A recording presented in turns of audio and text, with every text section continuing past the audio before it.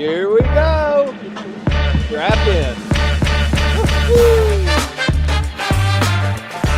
Yep. Every time. Here she goes. Get that guy out of here. Awesome overboard. Woo-hoo. There. Okay. Good morning. Good morning, Timothy. Good morning, everybody. Maya. Yes. Good morning, everybody. Also, who is watching us on YouTube and probably LinkedIn and Facebook as well. Listening to us in Clubhouse as well. Thanks a lot for joining us on this Sunday morning. It is January the 26th, and we are broadcasting or live streaming the 207th episode of Japanese Politics One-on-One with Timothy Langley, the CEO of Langley Esquire. Yes, what is that? Yes, okay. Well, that is probably the oldest government relations consultancy here in Tokyo. And Timothy, thank you very much for joining us today, this morning. I know that you are busy. You have been actually preoccupied with a lot of things about your boat and spending a great time on her. So, but anyway, we are here now, and I'm just passing it over to you so that we can hear what you're going to tell us about today. Great. Thank you very much, Maya, and good morning, everybody. Thank you for attending and to join us in the audience of Japan Hands. This is the 207th. We have one more episode, Maya, and it's 4 full years. Yes. And it's not just 4 full years, but it's 4 full years of every GD Sunday together. You know, I'm not very big on acronyms, but I know the meaning of the acronym you use. So 208, that will be next year. I guess I'll wear a funny hat and we'll blow horns or something like that. But thank you very much, everybody, for supporting us and for sticking with us. And there is a group of you that have been with us just from the beginning, and we really appreciate that. We also appreciate you commenting so favorably on the synopsis that we also circulate. And if you're not getting that, please write to us or add a comment to Maya, and we'll put you on the name list there. So let me get right into it. As you know, the diet started on Friday. This is a 150-day session. It started on Friday. The emperor crosses over the moat and he opens the diet. That is one of his constitutional duties. He is the head of state. The prime minister is not the head of state. The emperor is. And so he has certain obligations and functions that he performs, but very, very little on the political front. This is one of them. The yen closed out at 156.03 to the dollar on Friday. It did strengthen to the 155 yen to the dollars to the yen earlier in the week. And I think it was following the inauguration of President Trump. So the yen strengthened a bit.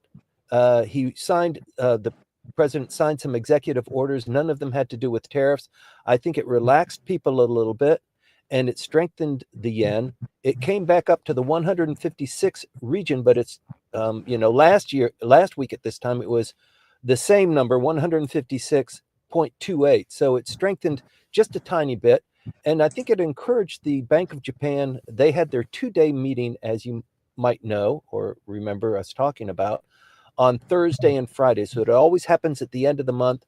The governor of the Bank of Japan, Mr. Ueda, makes a pronouncement. He talks about the yen fluctuation. He talks about the interest rate, that sort of thing. But he did make a pretty big an announcement on Friday. He said that he would raise the interest rate almost 50% from what it was. It's now at 0.5% from 0.25%. So that's the highest since 2008. And he wants to do this as a opportunity to get Japan away from this, basically free money kind of scenario. And since inflation is increasing, he needs to tap that down a little bit, but it's very, very difficult.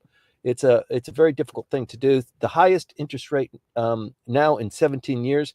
The markets are stable after the Trump administration has been inaugurated, and he predicts inflation to be at this For this year, 2.7%. His target, as you know, is 2.0%. Fresh foods are volatile for the upcoming season, so he can't tap that down. Overall, he says for fiscal year 2025, he predicts the inflation to be at 2.4%. He wants 2.2%.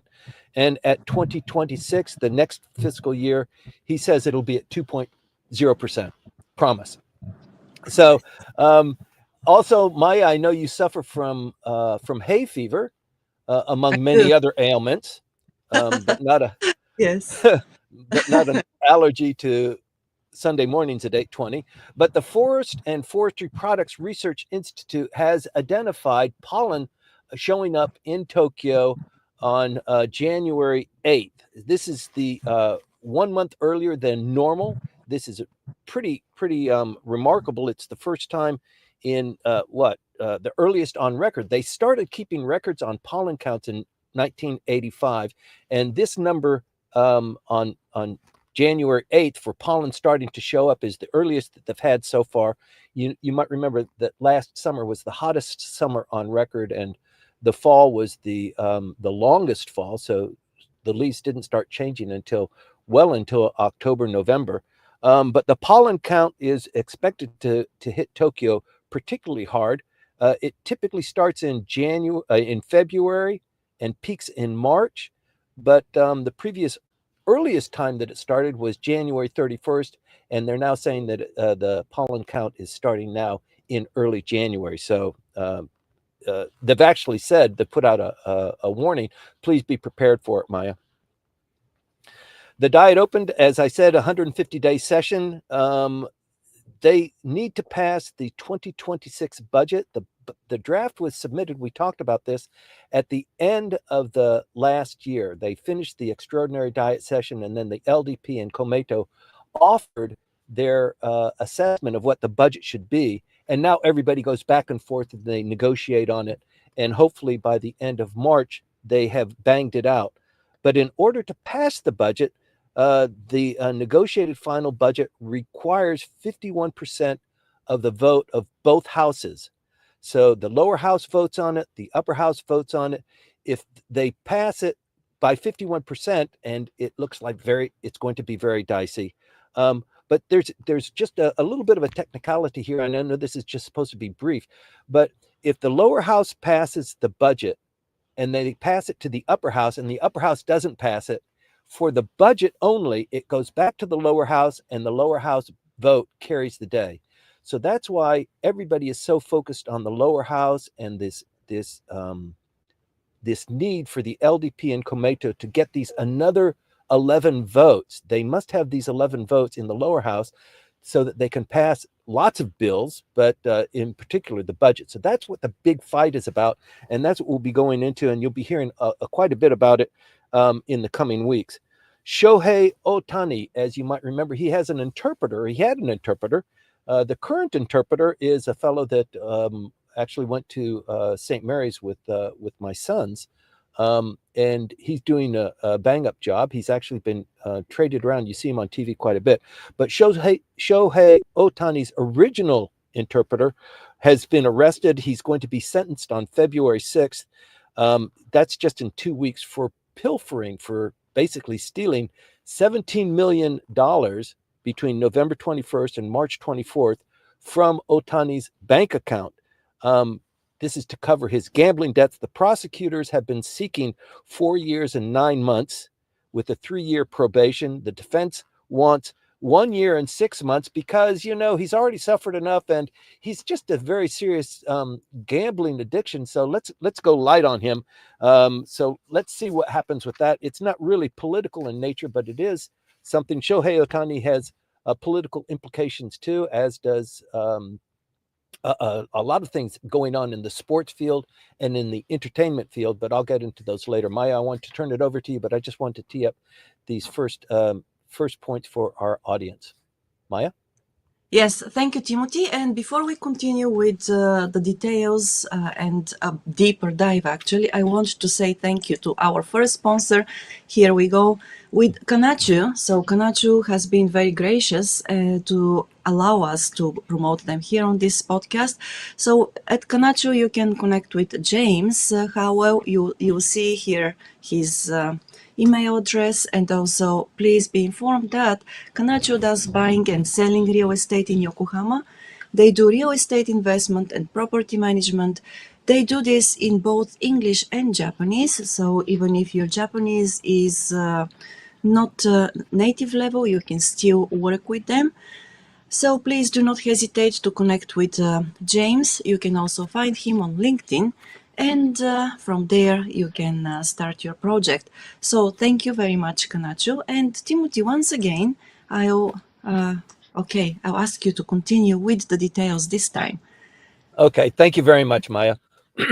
So in order to pass the budget, as we know, the LDP and Komeito requires 51%. And the reason why they require it is because they are the party that's in power. They are the party that is managing the government. The prime minister is from the LDP. All of the cabinet members, for the exception of the one cabinet member from Komeito, is from the LDP or independent. And the LDP Komeito coalition lacks 11 members. There's a couple of ways they can get these 11 members so that they have 51%. One way is to encourage 11 members who are not members of the LDP to vote with them. That might be on an issue by issue basis. It might be possible. It's harder to get a commitment from them that they help them pass the budget. But in order to pass the budget, they have to pass a lot of other bills to get there. And I'm going to get into that. So it would be more reasonable for somebody, an individual, to actually join the LDP instead of just being independent and negotiating on from time to time. So there were two people like that that joined the LDP 2 weeks ago through the offices of Mr. Moriyama, who is the Secretary General of the LDP. And you might remember that he is the one that insisted to Mr. Ishiba, even though Mr. Ishiba said, I'm going to talk to everybody when I become prime minister. We're not going to have a snap election. We're just going to talk to people. It was Mr. Moriyama who insisted, if I'm going to be working for you, you need to have an election immediately after you become prime minister, which is what he did. And the LDP lost terrifically. And we're in this situation now. In any event, that's one way to get these 11 members. The other way is by convincing one of the opposition parties to vote with you. And there are three possibilities. There's the Constitutional Democratic Party with 148 members. There's Ishin-no-Kai with 38 members. And there's the Democratic Party for the People with 28 members. And so it's pretty clear now that the Constitutional Democratic Party under Mr. Noda, who was once a prime minister, as you might recall, has said adamantly they're not going to get into bed with the LDP. They are going to fight them, and they are going to take over the government, and they're going to flip this thing over so that the LDP is out of office. So they're off the charts. They're not going to be accommodating for 11 votes for the LDP. The next two are the Ishin-no-Kai and the Democratic Party for the People. And the other parties, although there are 6 other parties, they don't have even 11 members, so they're not even in consideration. So the Constitutional Democratic Party and Ishin-no-Kai are playing really hardball. They're saying, look, if you want our votes, we'll do it, but this is what we want. We want this and this and this. So that is the fight that we've got until March 31st. So the prime minister, who is not in a very good position, needs to figure out one of these parties to court, and it's unclear which one he is going to go with. But let me just go through a couple of the dynamics there. In order to get that 11 extra votes, one party wants one thing, another party wants another thing. One party wants free education for high school kids nationwide. The other one wants a lower fee for social insurance. Another one wants free meals for middle and elementary public schools. And already these 3 issues are in the third round. So it's getting close to brass tacks. And if the prime minister and the LDP decide that, yes, we will acquiesce, we will give you what you want, we're going to grant free education for all high school kids. It's not a bad idea, but it does require 51% to pass that bill and put it into the budget. And the trade-off there is, if you vote for that and that benefits my opposition party and our standing is better, and maybe you give us some other benefits, then we will vote 51%. We will join you. You'll get the 51% and you can pass the budget. You can actually pass the budget at any time between now and March 31st. And the prime minister has said, in March, I'm going to pass the budget. He didn't say what will happen if they don't pass the budget, but let's face it, the budget must be passed by the end of March. There's precious little time left over. So that's the rub that he's got. The Constitutional Democratic Party has 148. Ishin has 38. The Democratic Party for the People has 28 members, and the LDP with Komeito has 222. The one half of the lower house is 233. So they're scratching, but it's no cigar. So the LDP's main rival is the Constitutional Democratic Party under the leadership of Yoshihiko Noda. And he said, look, in order for us to really do business with the LDP, you have to clean up the kickback scandal. There's so much that we don't know. And we want to have clear answers on who took the money, who ordered the money should be distributed this way, how many people have been involved, that sort of thing. So they're really holding their feet to the fire. And there are 3 more members of the LDP who must testify this coming week about what their involvement was. They arrested the accountant for the LDP in the local chapter 2 weeks ago. We reported on that. He's singing like a bird, telling the diet session what his involvement was. He's telling the public prosecutors who is involved in that. So we expect far many more revelations coming out. And the rub here is that it really paints the LDP in a very bad light. And with LDP elections coming up, or with national elections coming up this summer in the upper house, and local elections for Tokyo coming up just 1 month before that, there are a lot of diet seats that are occupied by the LDP. They occupy almost more than a majority of the house of the local seats. With some of those members that are currently occupying the seats implicated in this scandal, they could be losing their seats. And so it's a free-for-all for the opposition parties. So that's what they're lining up to. And we're going to talk about that. So people are watching very carefully. There are 4 regional elections today on Sunday, 2 for governors, 1 for mayor, and 1 for a local assembly. So people are going to be watching that and seeing the governors, the 2 governorships. Do they flip? Do they go non-LDP? Do they go to the Constitutional Democratic Party? So these elections, the one for mayor and for the city assembly in Kita-Kyushu, which is a big deal, it's a bellwether of what's going to happen. So it kind of likely predicts what the outcome is going to be. And in fact, you might remember Mr. Suga, when he was prime minister, there was an election, an assembly election in Kanagawa in 2021, and the LDP candidate lost his election in Mr. Suga's election district while he was prime minister. And as a consequence of that, Mr. Suga decided not to run for the LDP presidency, and as a consequence of that, Mr. Kishida became prime minister. So it is big. It's very big when you have that kind of implication that you lack the leadership, that the LDP is not doing very well, and all of the knives are kind of half sheathed. They're almost out of their scabbards, and that's what we're anticipating coming up on Monday for this 150-day session. Let me see what else is going on. The Hyogo. The other thing that's come up, we have this money scandal, this political scandal that was initiated presumably by Seiwakai, the Mr. Abe's faction, a long time ago, maybe 20 years ago. And for 20 years, the LDP members have been skimming money and putting it in their pockets. It's been distributed by their organization, depending on a lot of different factors.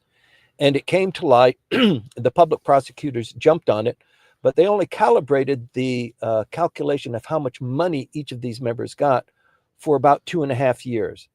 And if in that period of 2.5 years, the member received more than 30 million yen, then they were chastised and they were kicked out of the LDP, or they were made to do some sort of penance.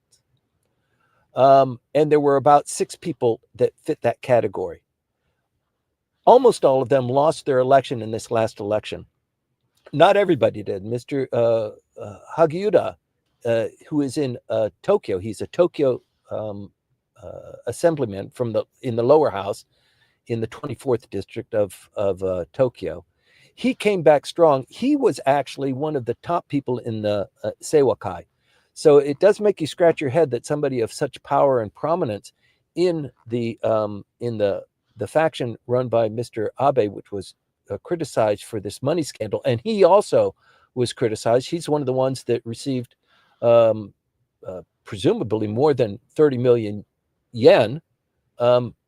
He was chastised. The LDP didn't support him, but he won his election anyway. It's now turned out that it's not just in national politics that the LDP has been skimming the money and sharing it. It turns out that, excuse me, I dropped my glasses. It turns out that the Tokyo metropolitan government has also been doing it. So the Tokyo metropolitan government is a unicameral legislature. It's headed by Ms. Koike, who is the governor. And the LDP holds a majority of seats there. And it looks like of that majority, almost half of them were taking money or have been taking money, as revealed by the arrest of the accountant. They've done a little bit of digging, and they've discovered that it's not just nationally in the parliament within the LDP or in Tokyo, but it's actually identified in Hyogo Prefecture too. Hyogo Prefecture is the prefecture where you might remember the governor was implicated for bullying. He came in as a new governor. The bureaucrats didn't quite like it. He was shaking things up. There were 2 suicides, and he was criticized and forced to resign. He resigned, and then he ran for governor again, and now he's still governor. So Hyogo is a hotbed of activity, and it turns out that they have also been participating in the same sort of scheme within the LDP chapter. So it looks like this kind of scheme might have been a copy and paste. It worked in Tokyo. It worked for Hyogo. It's a way to collect and attract and keep alliances with these diet members. It looks like it could be a much bigger scandal. So the whole point here is that in these elections, the elections today, the elections for the Tokyo metropolitan government, and then the upper house election, there's a lot of pain to be distributed to LDP members who have been implicated in the Japanese public is not very forgiving on that sort of thing. So we've talked about a double election. Is there a double election? Can there be a double election? The double election is that either the prime minister or through the vote of no confidence, the members of the Diet call for an election. And a double election is they use the timing to coincide with the upper house election. So the upper house election, this Diet session ends on the 22nd of June. And there is a maybe a 15-day election cycle for the upper house. So it's a longer period. I think the lower house is maybe 12 days. So the election period for the upper house is a little bit longer.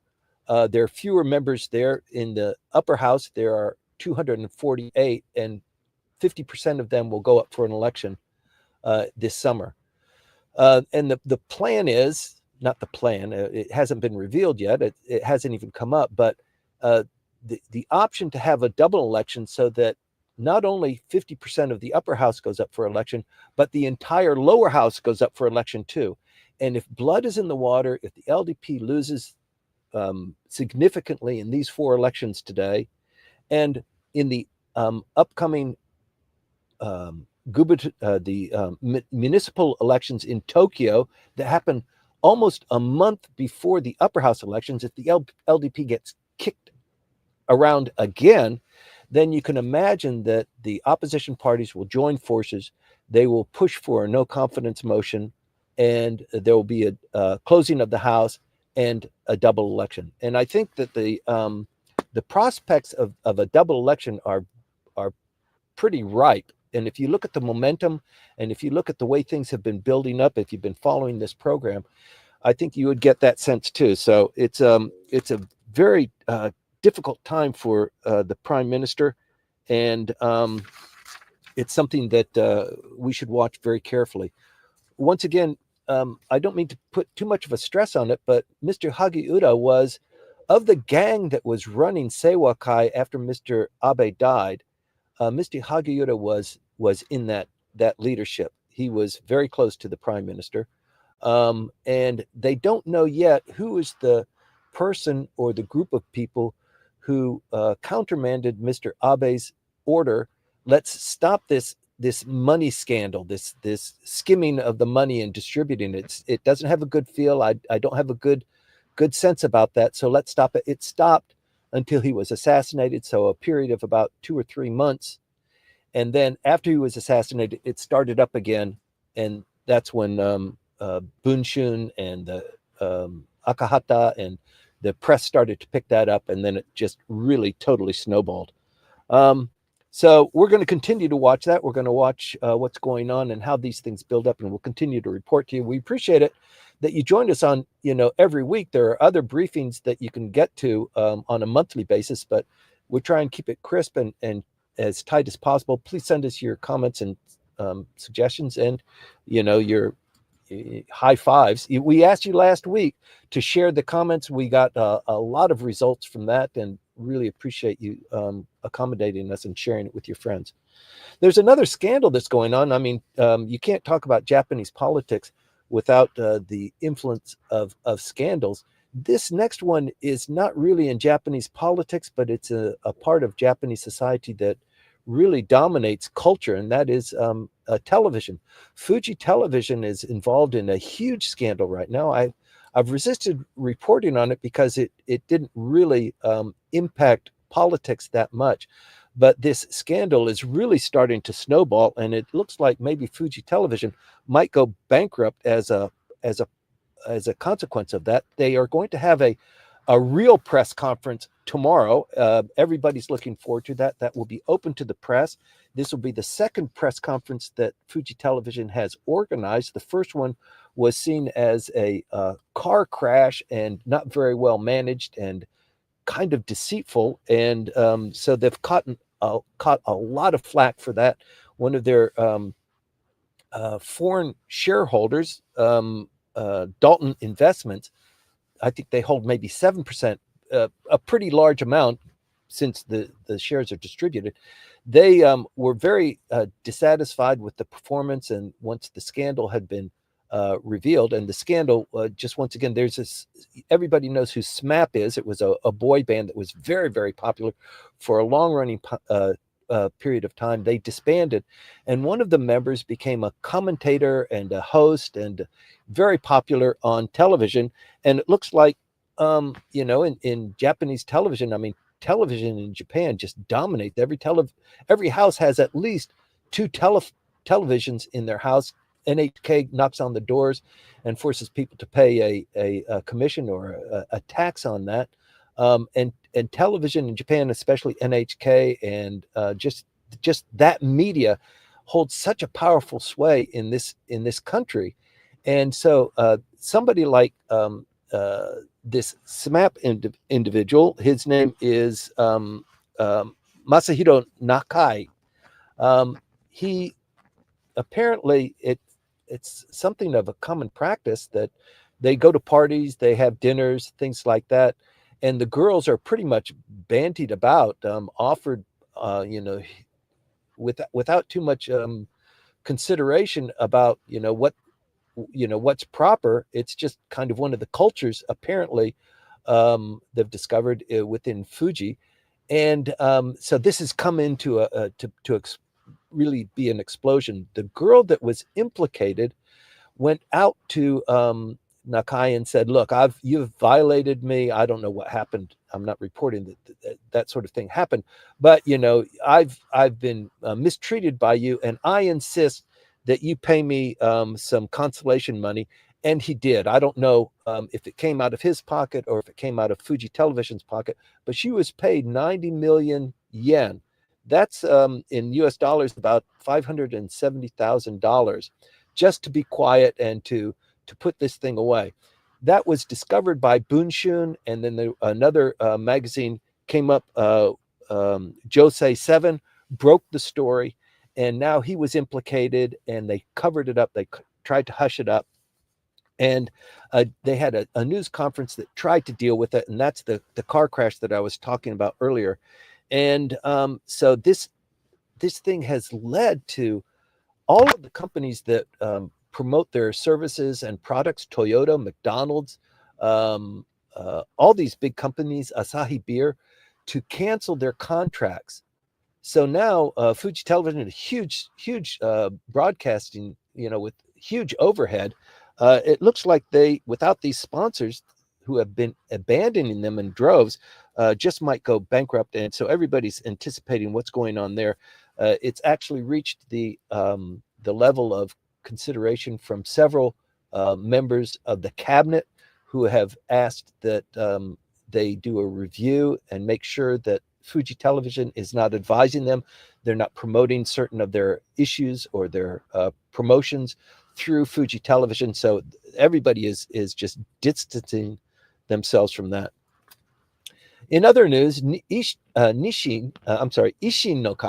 the Osaka-based political party, the third largest political party in Japan, the number 2 opposition party, has promoted a kind of primary for the next election. So in Japanese politics, there's 32 in the lower house, 32 constituencies where there's a single seat that is being up for grabs.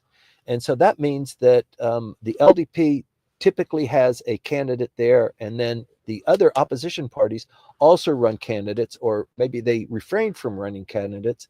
But the problem with the opposition parties is that if the LDP runs, and they've been winning there successfully time and time again, for the opposition party to have a candidate there, if there's more than 1 or 2 candidates for that, the people who are throwing their votes in predominantly will vote for the LDP, and the rest of the votes will be split up. And so although the LDP member might not get 50%, but he'll get a majority of the votes that are cast compared to the others, and he wins the seat. So the idea here being promoted by, it's not a new idea, but being promoted by Ishin right now earnestly, would mean that the opposition parties get together pretty quickly, sometime in mid-February, and they decide on what districts, who's going to be interested in that. The Communist Party, the Socialist Party, Kokumin, who wants to run a candidate there, who has a viable candidate. And then sometime in March or in April, they would have a primary so that they would run it by the people in that election district. Which of these candidates do you like the most to run against the LDP candidate, or to become the top candidate in one of these 32 election districts? It's difficult because people have to actually negotiate with the opposition party when they think, there could, and who's going to be the leader of that, who's going to manage that. So it is an idea that I believe is taking hold. If the LDP, I think the LDP, you might not even need it, because given the difficulties the LDP has, it might be that you don't need a primary, that the population is so angry and everybody's going to go for what they can because it's an open house. The LDP won't win in any of those 32 election districts, so anybody has a good chance at it. So it's an idea that has some some merit. And when you think about it, the upper house, like I said, it has 248 members. 50% of them will run for an election in July. That's 124 elections. The distribution of the upper house is that the LDP and Komeito hold 56%. And just think of this in the 50% of the people who are running. So of the 124 people who will be running for an election in the upper house, let's say 56% of them are either LDP or Komeito, 56%. That's a little bit more than 70 people.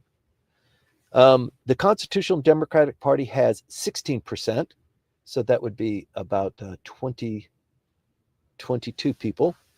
Ishin has 7%. And in the upper house, of the 50% of the members who are LDP members, 26 of them have already been implicated in this kickback scandal. So if the Japanese population is going to insist that they get some retribution, it looks like half of the running candidates for the upper house are just going to be bleeding in the water, and their seats are going to be up for grabs. So it's something really to watch, and it's building up every time there's some political news or an election coming up. So please stay tuned to that. Let me get back to the opening of the Diet. The emperor came over and opened the Diet session, and the prime minister used this opportunity to give a policy speech. I didn't predict this. I said there was an opportunity last week that the prime minister do that. Sometimes they do. Sometimes it's just the emperor opening the Diet session and they take a break. This was on a Friday, and so that's all the business that was there. So the prime minister did take an opportunity to make a policy speech, and now tomorrow things will really be hot and heavy.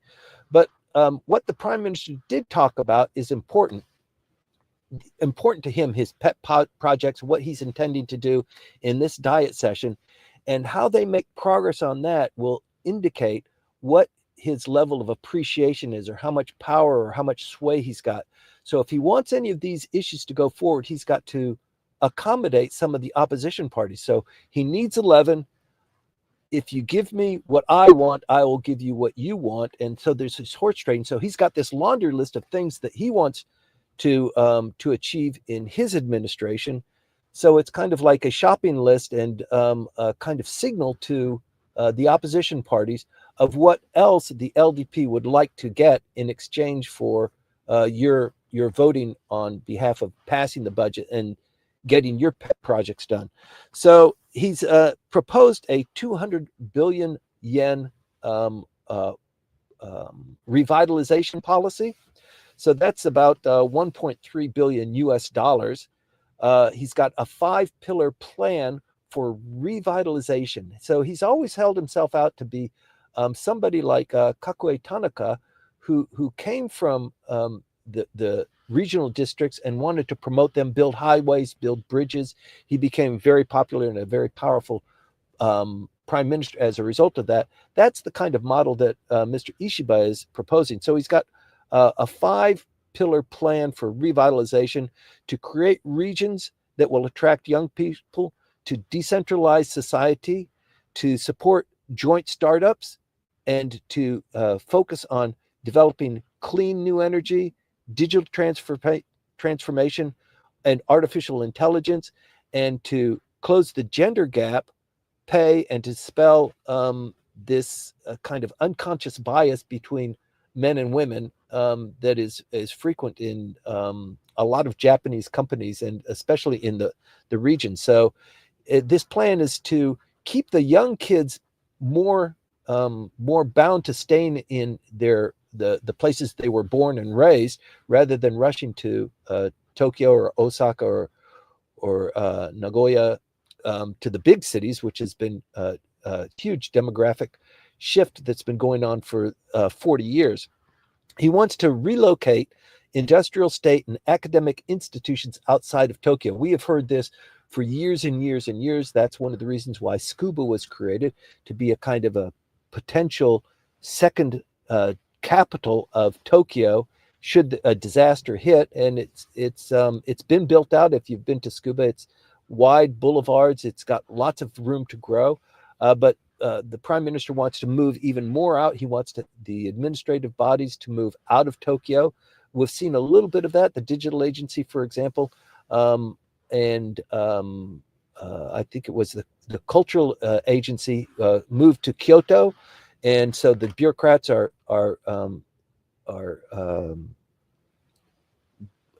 housed both in Kyoto and in Tokyo. But there's a lot that could be done in relocating these ministries. Everything is centralized here. So he wants to have raise the minimal national hourly to 1,500 yen per hour. And you would think that that's not a whole lot of money per hour, but it's a very difficult thing to do. It's a promise that he has said he's going to strive for and reach by 2030. So that's in 5 years. So that kind of indicates how difficult raising that standard is. And with the wage negotiations just getting ready to begin, even Mr. Ueda, the Bank of Japan governor, said it's inevitable that wages will increase. It's going to increase the pressure on inflation. So there's much that we have to do there. So this is not something new. He also wants to tackle depopulation, to give employees 100% of their salary, even while they're on childcare. And he wants to impose a revitalization for nursery school teachers. He wants to give them better pay and better work conditions. He wants to pass an active cyber defense bill. They didn't do it last year at the close of the Diet. They were supposed to. Things got complicated. He's pushed it off. He wants to crack down on yamibaito, which is the kind of underground employment of typically young people, money on the barrelhead for you to do something. So there's a lot of crimes that have been committed, robberies, even house robberies, and including murders of people who don't know each other, but they're connected through the internet, and they're going to get some money if they go rob this house, or if they bust up this watch shop. So that's been going on for a long time, and he wants to crack down on that. He also wants to crack down on host club shenanigans. So there's been a lot going on in the host club. You might have heard that for the host club and the hostess club. So the host club is where women go, and it's young boys who help them. And there's been a couple of scandals there, even a murder that happened as a consequence of somebody being manipulated by losing their money to this kind of a scam, and putting up for prostitution, and then murdering somebody as a consequence of that. So you see one story like that, and you can replicate it throughout the entire nation and come up with some sort of a guess of how wide that story is. And the prime minister identifying it in his policy speech indicates that it is a pretty big deal. He also wants to improve the livelihood of self-defense forces. He wants to increase the respectability and the attractiveness of joining the self-defense forces. As you know, the Japanese are a little bit allergic to talking about self-defense forces or having the military presence. You don't see soldiers on the street. You don't see people in military uniforms. But they do need to come up on that, because the defense spending and the participation of like-minded countries in this economy on defense-related issues is unmistakable, and it's continuing to grow. And so he wants to generate new recruits. He wants to keep people in the SDF longer. For those who are retiring, he wants to give them bigger and better benefits.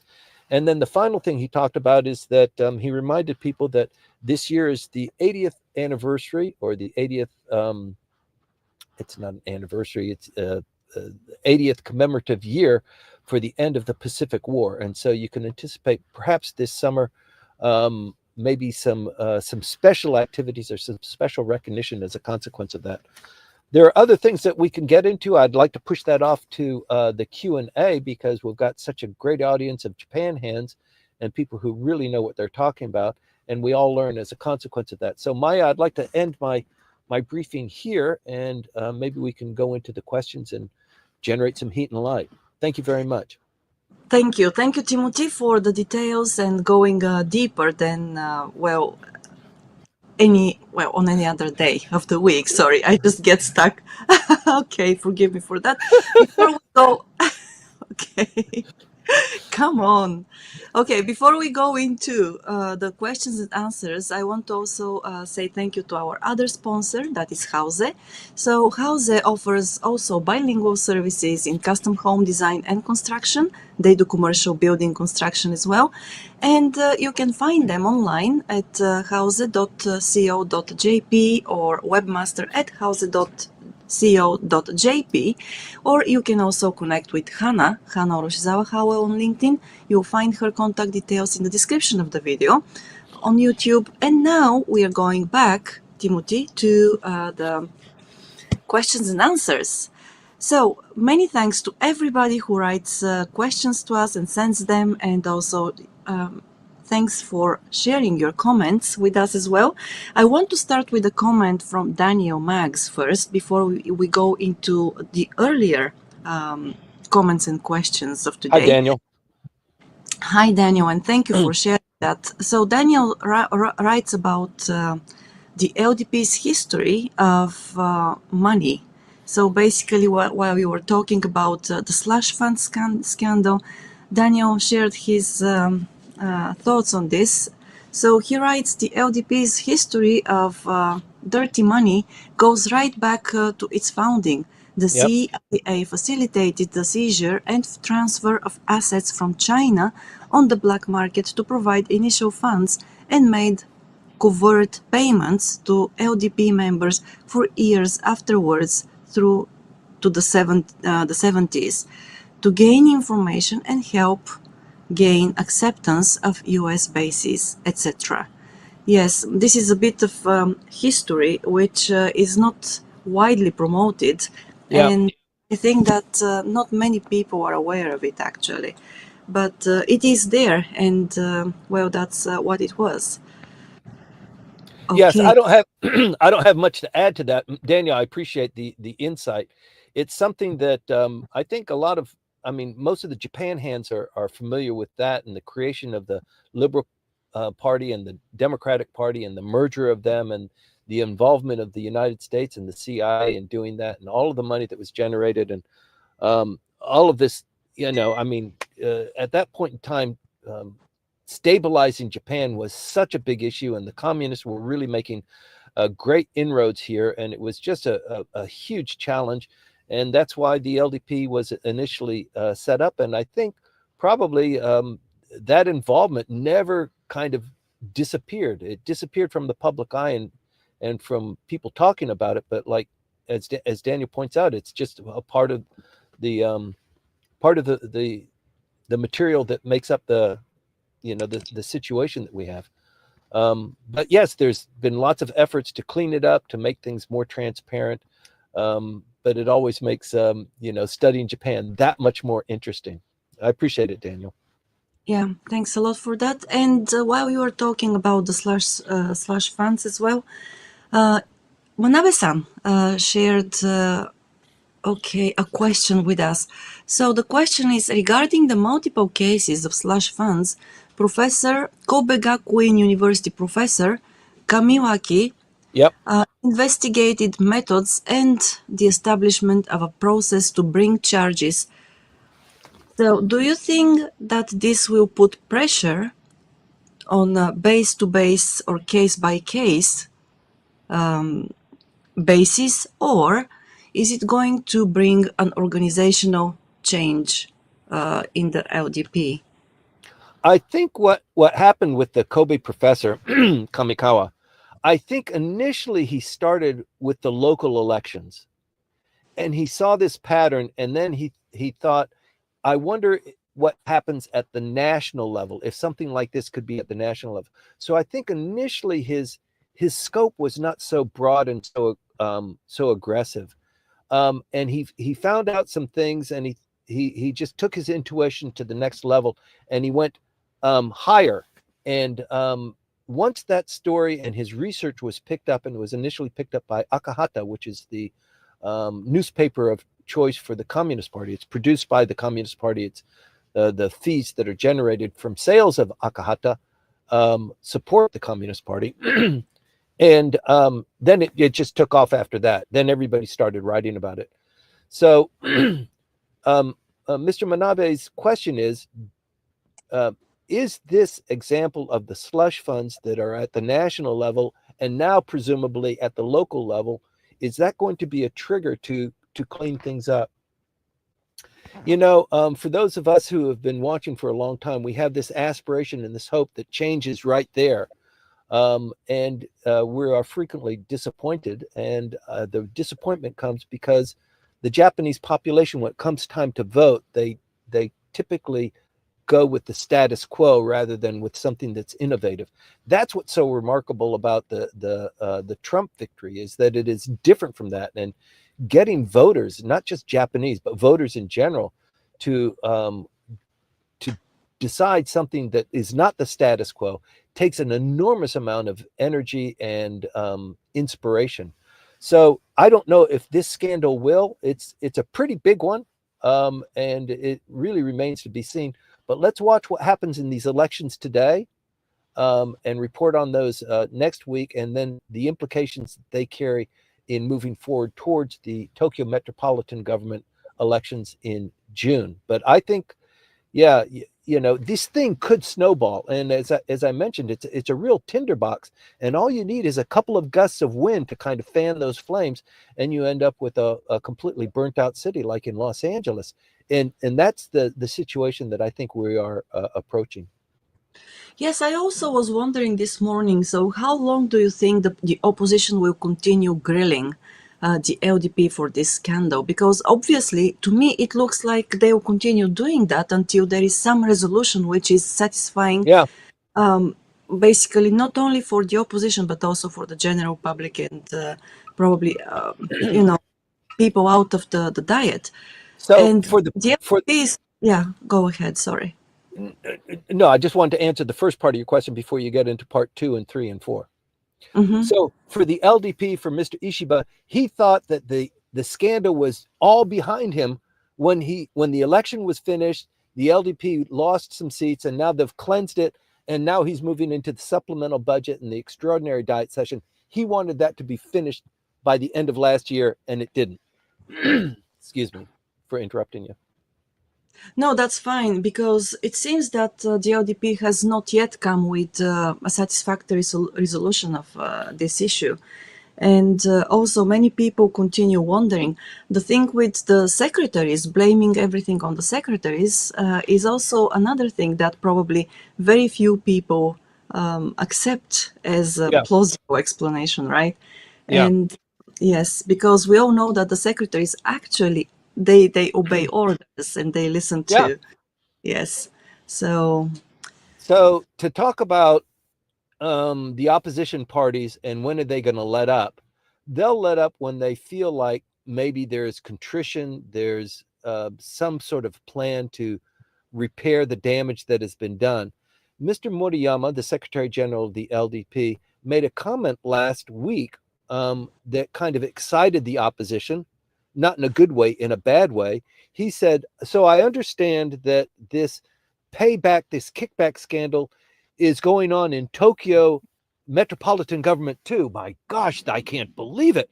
So I insist that we investigate other organs within the LDP who could possibly be doing that. And the opposition party said, organs? What do you mean organs? What various organs are doing that? You know, that means that you're not being clear. You're being very vague about the language that you use. You're not serious about this.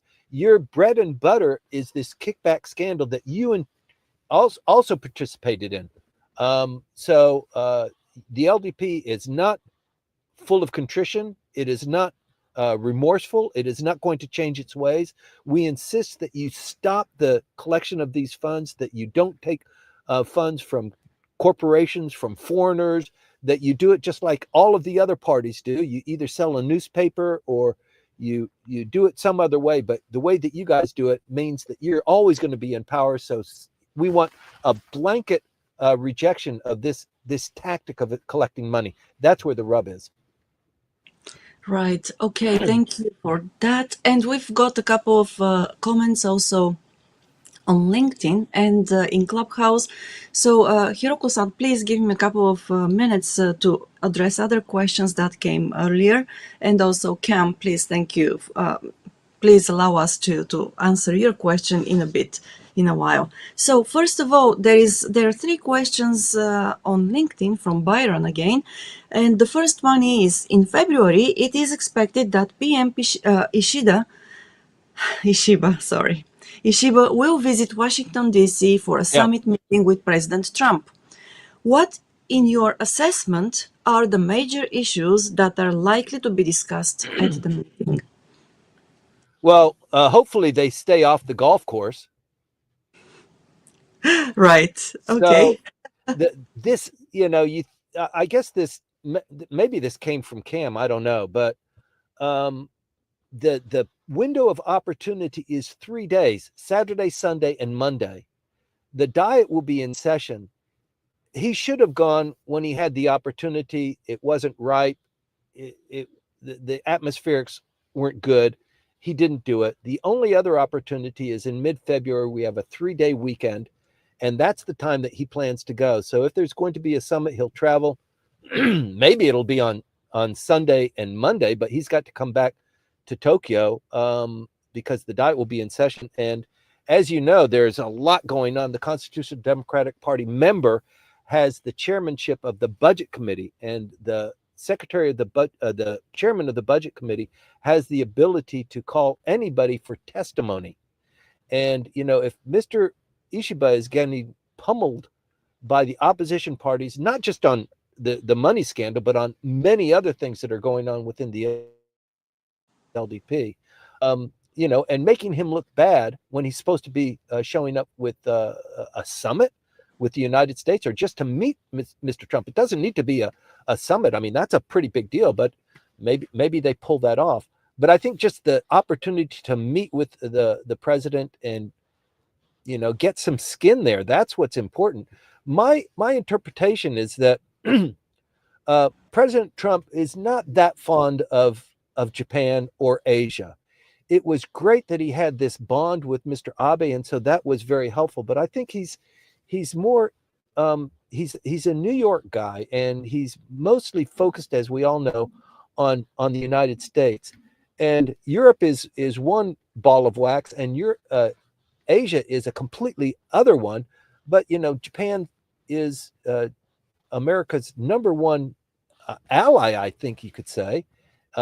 But there's just very little affinity. So who the leader is so vitally important. And to establish that kind of bond over a 2 or 3 day summit, I don't know. I don't have a lot of hope for that with this prime minister. But you never know. When he made his policy speech, I didn't report this. When he made this policy speech, which other people, analysts, are looking at and analyzing and reporting on, Mr. Ozawa, you remember Ichiro Ozawa, very powerful politician from many years past, also used to be a very powerful LDP member. He is now a member of the Constitutional Democratic Party, and he said on listening to Mr. Ishiba's speech, this is just kindergarten. What is this guy talking about? So there's this anger and this disrespect for this guy that's eating onigiri and talking with his mouth open, and all of the faux pas that he does. It just really begins to snowball. So I don't know, what could he possibly achieve with Mr. Trump. My hopes are not that very high. I don't know what kind of gift or what kind of personality chemistry that they could build together, but he's got to pull a rabbit out of the hat there. Okay, thank you for that. And question 2 is, what percentage of each item in the budget is formulated by the Diet members, and what percentage by bureaucrats? In effect, how is the budget stockpiled, and how is lobbying done by Japanese prefectures to insert their pet projects into the national budget, from where the bulk of funding is derived, even in the Chiho Great. or regions? Who's this question from? From Byron. That's a great question, as usual. So what happens is in the summer, all of the ministries get together and they formulate their asks to be put to the LDP. So they're in negotiations with the Prime Minister's office on what their budget is this last year, how they've been spending it, how they need a little bit more here. They haven't spent that here, but they'd like to keep that in a kind of a holding pattern. So we would like to overall increase our budget by 2.5% or something like that.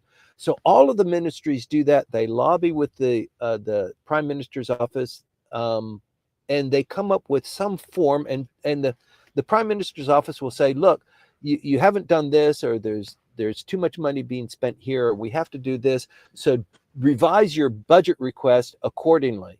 So that's going on throughout the fall, the summer, and the fall, and then they submit their applications. There's a deadline to do that, I think, in October, and then in December, the cabinet puts together their proposed budget, and then that budget, we were introduced to that at the close of last year.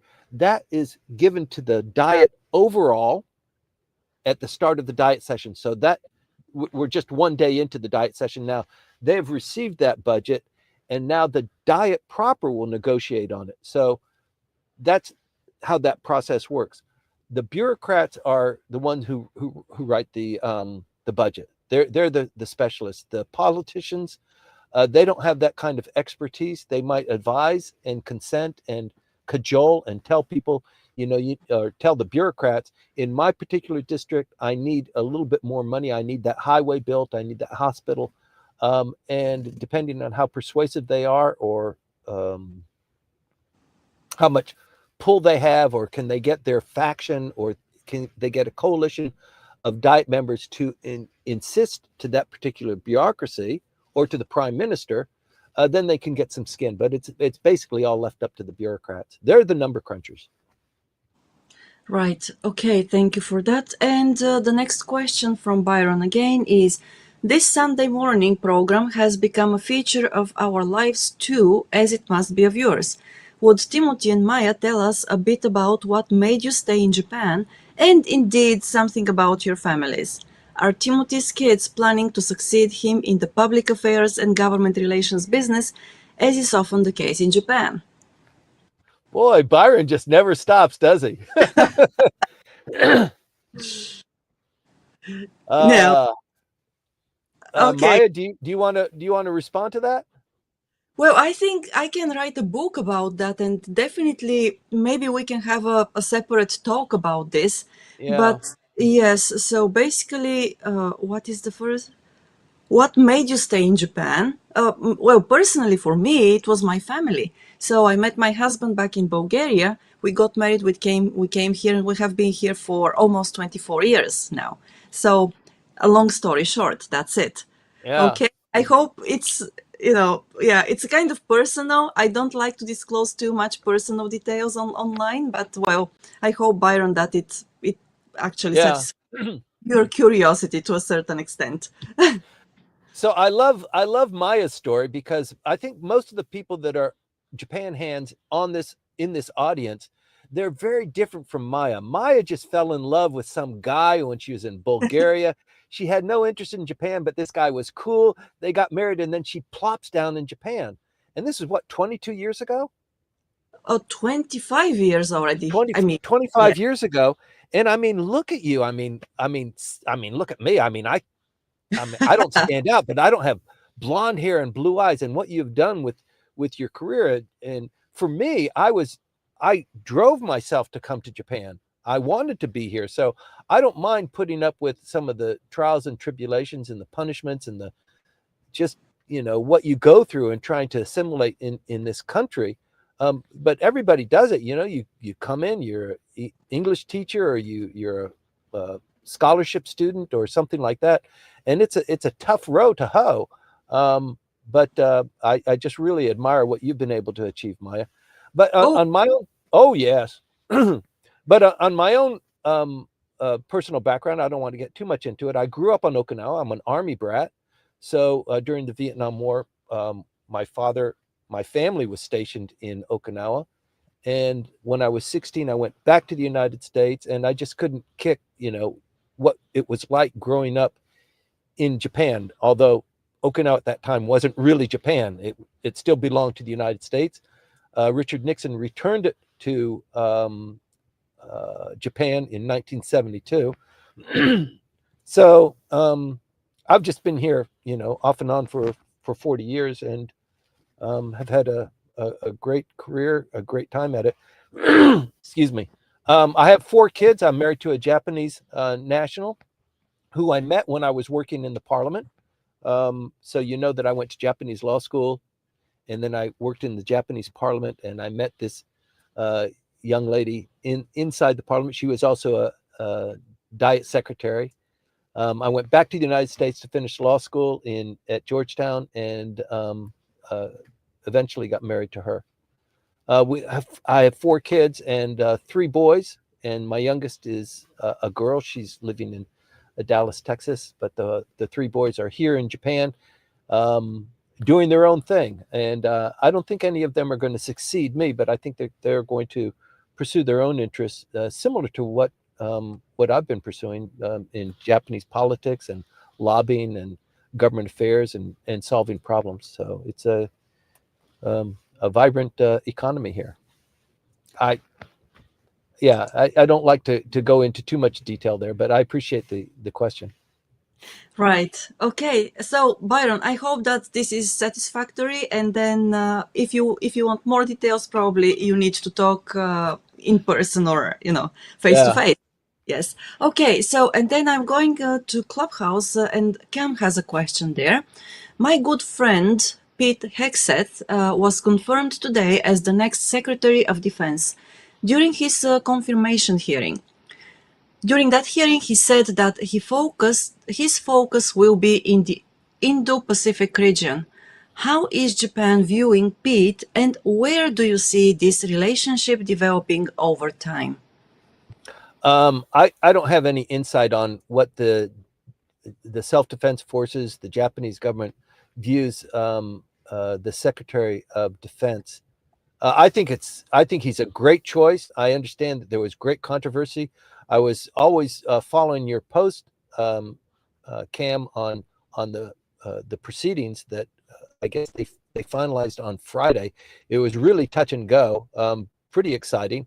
But in no time at all, the president will have his cabinet, and they'll be firing on all cylinders. I'm very much looking forward to that, and I think that Hegseth will be a great Secretary of Defense. There's a lot to do there, but I didn't know you had such a close relationship. And congratulations on your friend winning that. That's a historical move. I mean, for him personally, and also for the Defense Department, but also for President Trump. So I'm sorry, I can't respond to what the Japanese administration, the Defense Department thinks about him, but it's a pretty aggressive agenda between Japan and the United States on defense spending, going from 1% to 2%, and we're in year 3, maybe year 4 of that process. What happens in year 5? Are we going to go to 3%, or do we just cap it at 2%? And there's just so much going on regionally,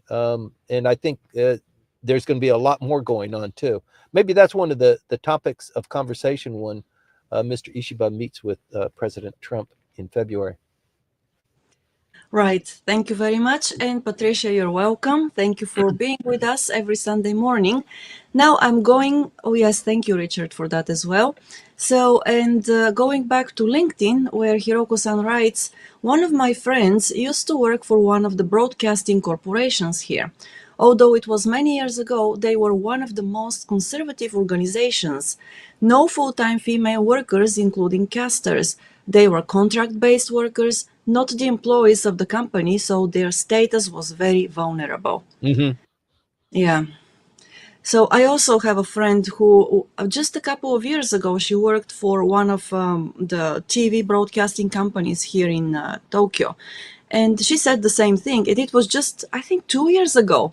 She was there for a couple of years. She left, she moved on. But even now, so many years later, Hiroko-san, she said the same thing. It's obviously things haven't changed here. Yeah. Well, I mean, it's a volatile industry too. I mean, if you're a newscaster and you've lost your luster, they need to switch you out. And if you're a full-time employee, then either they have to continue to pay you and put you someplace off camera, or they have to, I mean, firing you is just so difficult. So I think it's just, when you're hot, and that's when they pay you the big bucks and they keep you on part-time to do that. But it's a tough industry. But Maya, you just started a new podcast. I think it's on Thursdays. It is on Focusing Friday morning. on Friday mornings, Yes. 10 o'clock in the 10 morning. o'clock. Yes. Focusing on the entertainment industry, which is huge. And I don't know why you hadn't thought of that idea earlier. I mean, what a great idea to talk about it's so huge, and it really drives a lot of the economy and a lot of politics here, what's going on in entertainment. Right. Yes. We were waiting for the right lead host to appear and say, I want to do it. So, yes. Is he part-time or full-time? He's a volunteer, just like me. We are all volunteers here. Yes. That juicy pay we get. Right. Yeah. A very juicy one indeed. Okay. Well, with this, it looks like we have gone through the questions and comments already.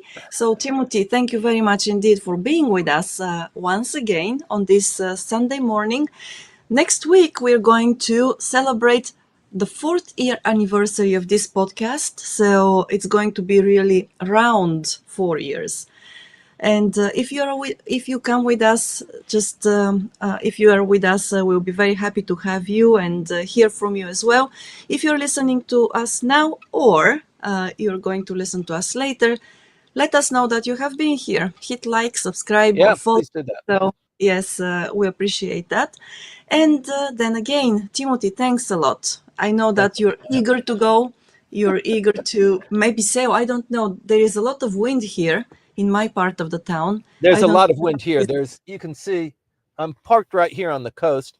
There's a lot of white caps you can see out here. Oh, yeah. Wow. Yes. Oh, we lost you. We lost Timothy. Okay, apologies for this. Hopefully he will come back. But in the meantime, well, thanks a lot again. And please be with us next week again, 8:20, Sunday morning. That's all for the moment. And have a great weekend. Also enjoy the next week.